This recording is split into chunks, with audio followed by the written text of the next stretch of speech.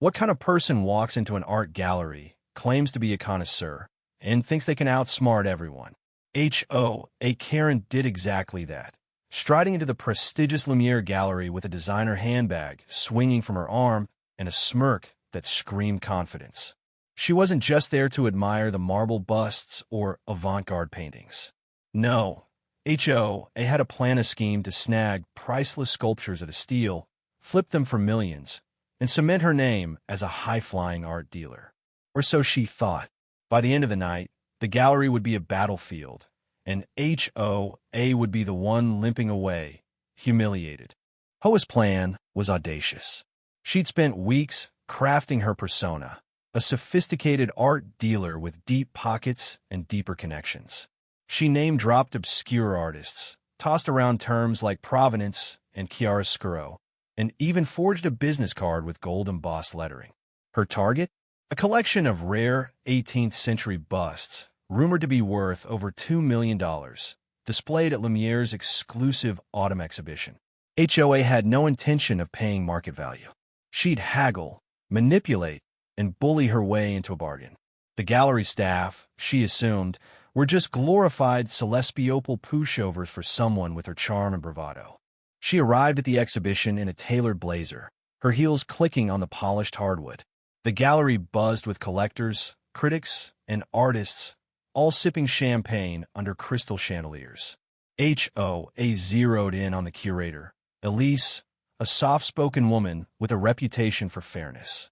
"These busts," HOA said, gesturing to the sculptures with a practiced air of authority, "they're exquisite, but I've seen better-preserved examples in private collections. I take them off your hands for $200,000. Cash." Elise blinked, caught off guard. The price was absurdly low, a fraction of their value. But HOA pressed on, her voice dripping with condescension. "You don't want them gathering dust here, do you? I'm doing you a favor." Elise hesitated, sensing something off, but HOA's confidence was disarming. She peppered her pitch with half-truths about market trends and fabricated buyer interest.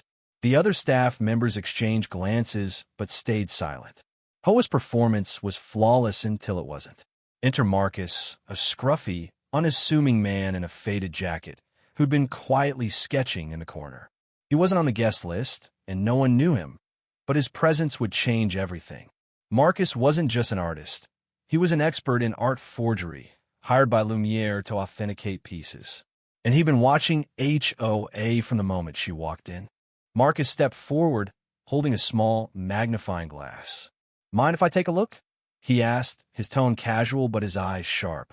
HOA waved him off, annoyed. "I'm in the middle of a deal here," she snapped.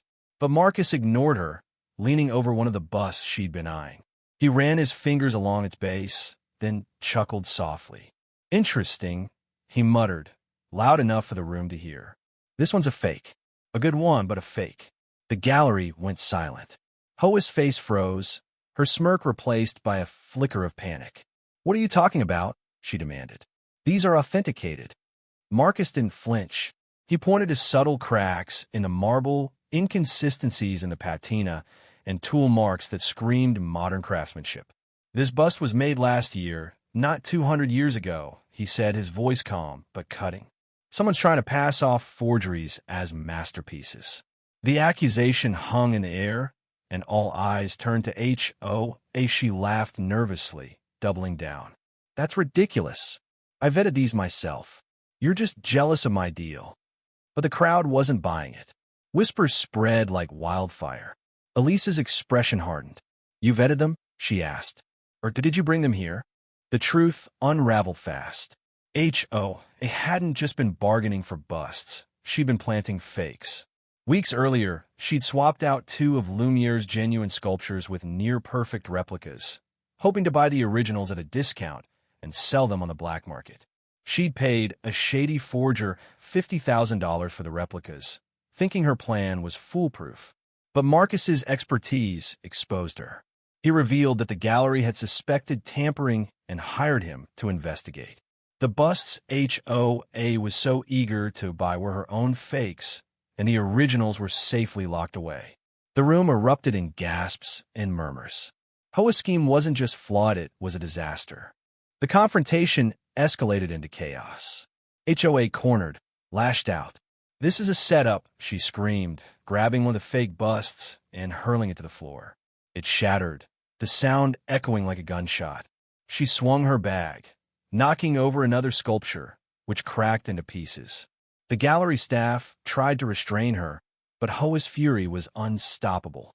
"You'll regret this," she shrieked, her carefully curated facade crumbling. Patrons stepped back, some filming the meltdown on their phones.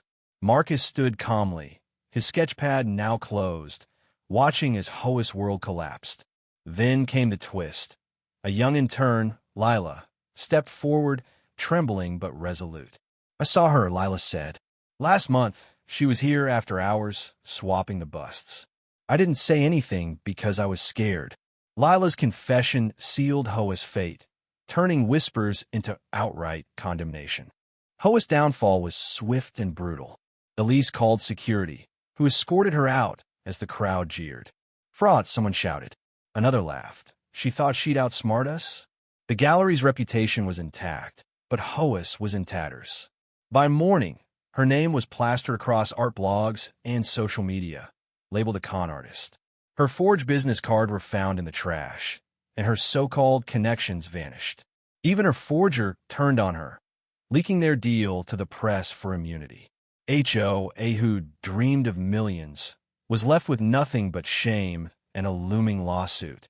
The busts she'd smashed were worthless fakes, her own creations, mocking her ambition.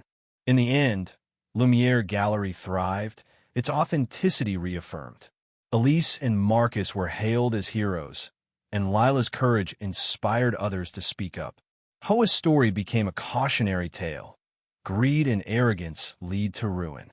The art world moved on, but HOA was a pariah, her name synonymous with failure. Honesty, it turned out, was the real masterpiece. What do you think? Did HOA deserve her fate, or was she just a victim of her own ambition? Share your thoughts.